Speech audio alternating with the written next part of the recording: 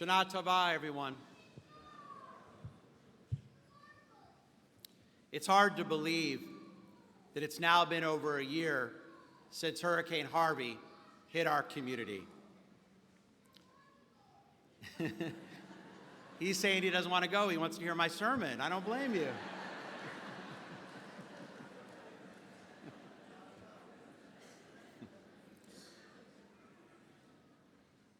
It's hard to believe that it's now been over a year since Hurricane Harvey hit our community. And during that flood, what did I learn? That I'm not always the smartest person around. I mentioned this last year, but before my home took in almost 3 feet of water, I'll never forget. As the water started to come in, I was yelling at Lisa and the kids to get some towels to put them against the doors to keep the water from coming in. That did a lot of good. Later that day, that afternoon, while we still had electricity, I went downstairs and waded through 3 feet of water that went over our electrical outlets. Why would I do something so stupid? So I could salvage some Texan tickets that were in a downstairs drawer.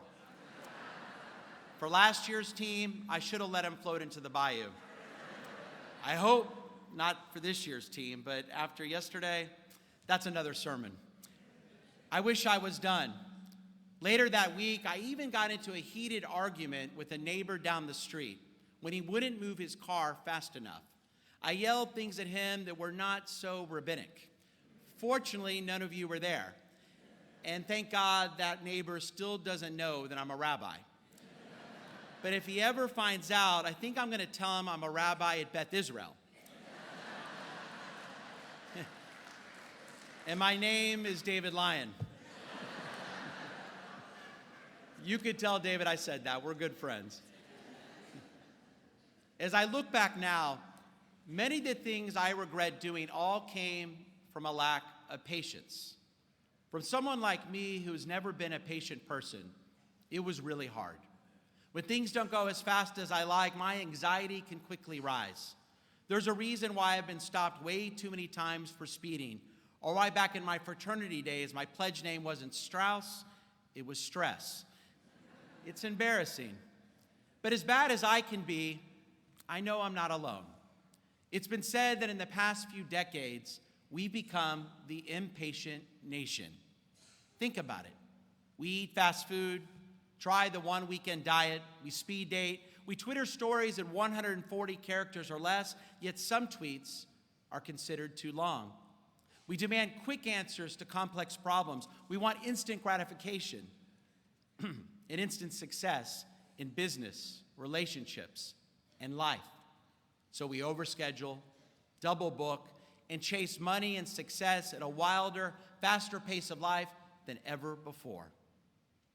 We're such a hurry to get things done as we rush from one overscheduled appointment to the next in our over-caffeinated world.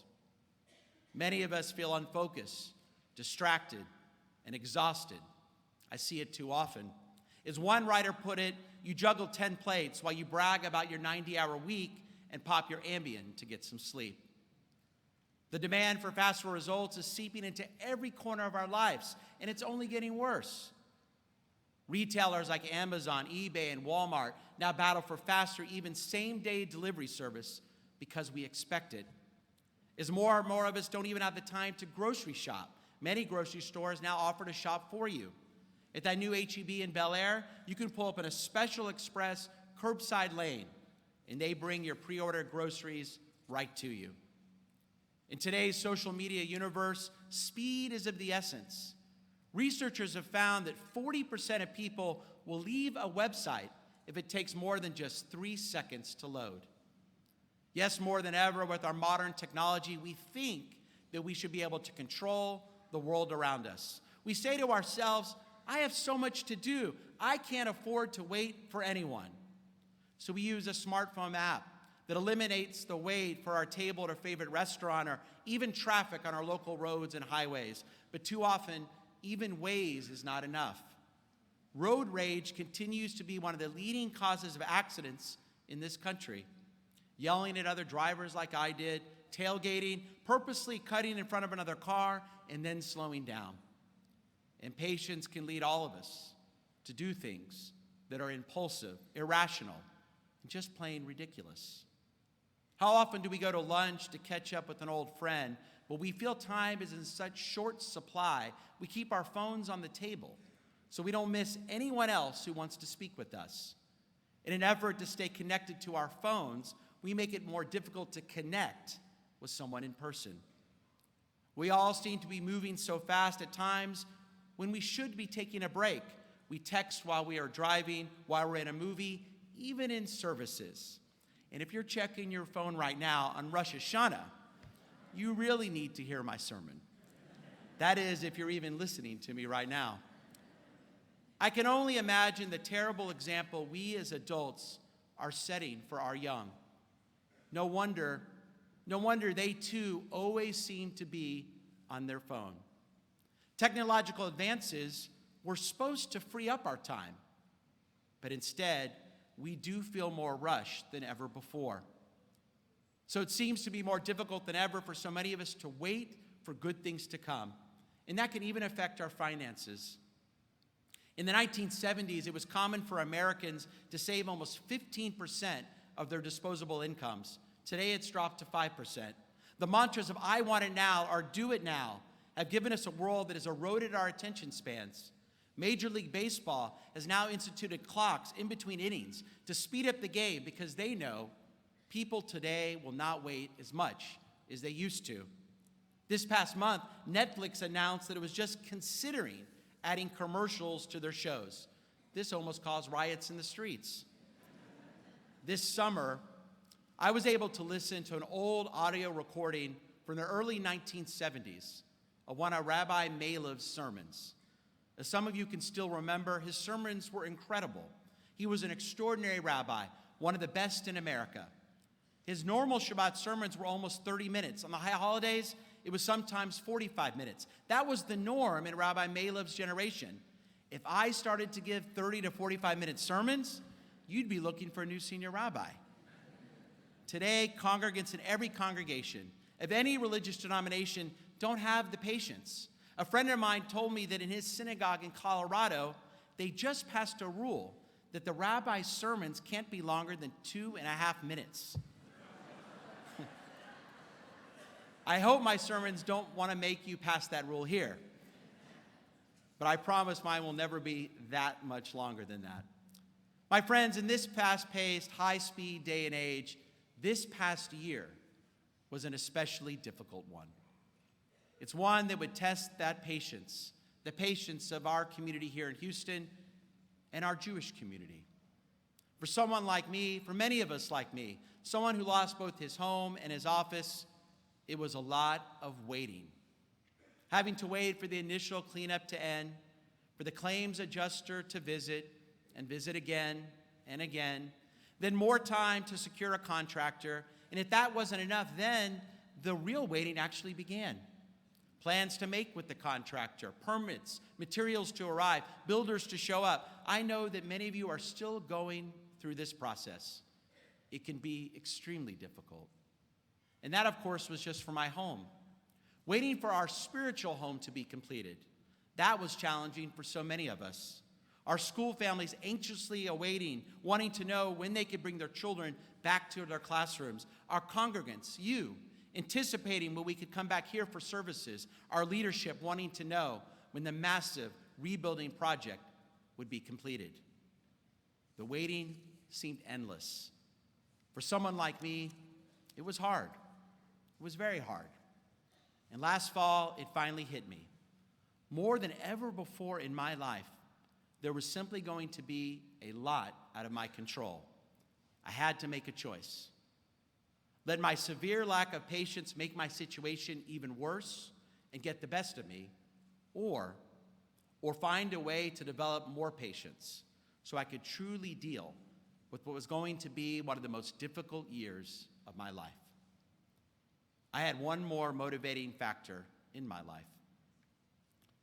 When my father was younger, he was thin, exercised, and didn't have a serious family history of heart issues. But he was so impatient. His blood pressure was through the roof. One Sunday morning, he was at his synagogue in Dallas at a brotherhood brunch. He started feeling severe pains in his left arm. Thank God there was a hospital just up the street. He got there fast enough and barely survived a massive heart attack. He almost passed away that awful Sunday morning. He was only 46. Since that time, thank God my father has learned to take better control of his emotions when he's forced to wait. He's not perfect, but much better. And he's now 72 and looking great, and thank God he is with us today. This past year, I turned 46. I could tell I was going down the same road. I had to do something. A recent study published by the American Medical Association specifically pointed to impatience as a major risk factor for hypertension, raising the risk for severe heart problems. It's something that can really affect all of us in serious ways. Researchers even reported that the more impatient 18 to 30-year-olds felt, the more likely they would develop high blood pressure later in life. I knew that before Harvey, and in those weeks and months afterwards, I was risking too much not to adjust how I lived. But I had to find some tools to help me change. So I set aside more time to read. I tried to be even more observant on Shabbat, the eternal Jewish answer of slowing down and taking time for ourselves. I even got into yoga. I'm still not great at it, but at least when I go with my friends now, they acknowledge they know who I am. And I've seen some of you there. You don't say hi, Rabbi, there. But the number one factor that helped me the most, I turned to some guidance from our tradition, to Musar.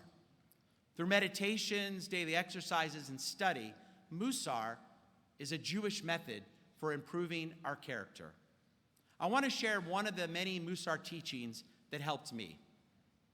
The Hebrew word for patience is savlanut, which means developing the inner ability to accept and make peace with the fact that sometimes there will be situations that are simply outside our control and will trigger our impatience. For example, the lines in the summer at Disneyland. I've been in those, they're the worst. Or how about 5:30 p.m. when you're driving anywhere near the 610-59 interchange? They'll be working on that construction project for at least 5 more years. That's really going to test us. Or how about when we're running late for an important dinner and we're just waiting by the door because our loved one is taking forever to get ready? Now, this never happens in my house. My wife and I are perfect. We're always running at the exact same speed. But for the rest of you, you know, those times when you feel you're just about to lose it, Musar says instead of giving all of your attention and energy to finding fault with someone else, through Musar, you can change yourself and focus all of your energies on your own emotional response. Because as much as we may want to, we can't eliminate all lines. We can't get rid of all traffic. And we can't change someone else if they're just slower than we are, even a loved one. We may think we can. But by trying to change someone else, we usually end up making things worse.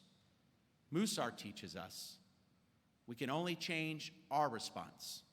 We can only change ourselves. Think about it.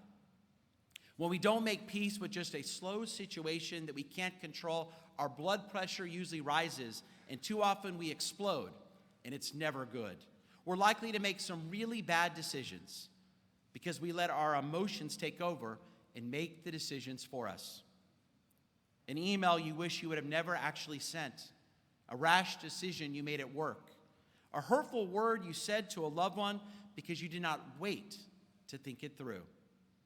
But practicing patience is savlanut, slows everything down so we don't emotionally react. Instead, we fully and completely respond in a rational, mature, and logical fashion. As an old Chinese proverb states, if you're patient in a moment of anger, you'll escape 100 days of sorrow. What an important lesson for our extremely fast-paced society of 2018 America. I recently read a quote from a great Zen master and spiritual leader. He said, "What are you rushing for anyway? Our eventual destination is death."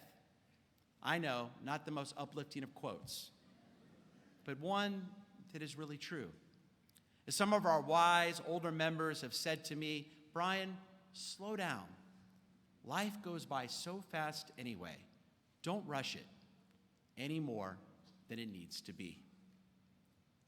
Yes, I do feel different today than I did a year ago. Living through that aftermath of Hurricane Harvey, thinking about what my father went through, and using the insights and practices of Musar have helped me become more patient. And therefore, I think I become a more considerate husband, a more understanding father, and God willing, I'll become a better senior rabbi. Because I have seen firsthand that having more patience can really change your life. If you need to make changes in your life, I hope my words have helped you and inspired you to take control of your patience. So the next time you find yourself in a situation that is testing you, I invite you to take a pause. Accept that the situation is probably out of your control and work on your response. Work on yourself. Yes, practice savlanut. It's something I'll still be working on too. And my friends, if you ever need a reminder of the benefits of being patient, remember how the leadership of this congregation handled our massive rebuilding project. Yes, we could have quickly just rebuilt our campus exactly as it was. But instead, our leadership took the time to organize several community conversations to collect your input, your vision, and your aspirations for what the future look of our campus could be. This strategic decision lengthened the process, but because of it, we made some much-needed changes and updates to our entire campus. You spoke, and we listened. We created permanent dedicated spaces for our younger families to make them feel more welcome at Beth Yeshurun. We made the seating in the Freeman-Levitt Sanctuary more inclusive and accessible for all of our congregants of all ages. But the most important change we made, we all realized that we should take the time necessary to make this great sanctuary more accessible for our congregants with physical disabilities. So we took the time in order to build this new ramp. Now what a great statement we can finally make. Before God, we are all equal.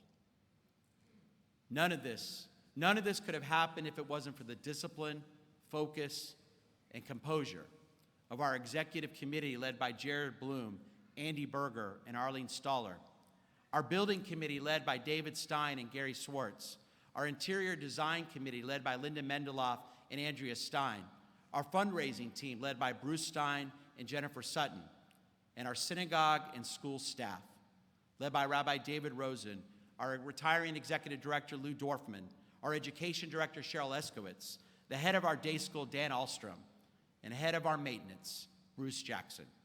They all worked together and rose to the occasion, doing all they could to rebuild our synagogue and schools with such tenacity and fortitude.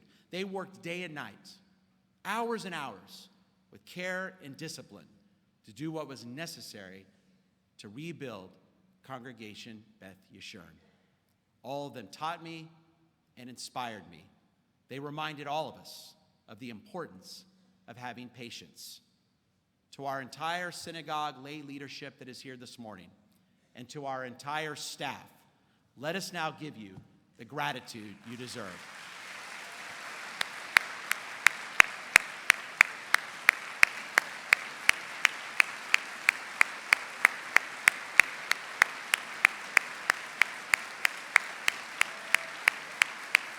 Romeo, thank you.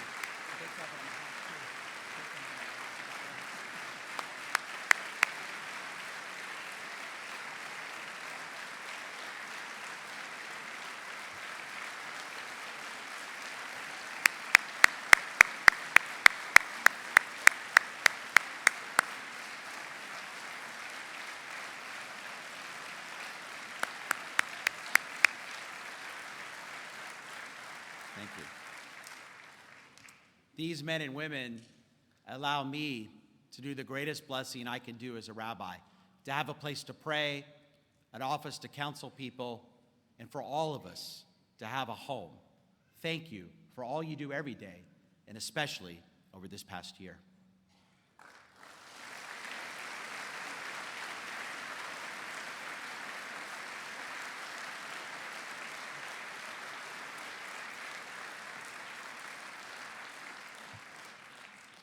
And you may be seated. One more thing I'd like to say. I want to thank you as members of Beth Yeshurun. Let us never forget, none of this could have happened if it wasn't for so many of you who had the patience to trust us in this very long process. Not many communities can say, I'm not sure any synagogues in this country can say, that they raised over $6.5 million in less than 1 year after experiencing one of the worst natural disasters in the history of this country.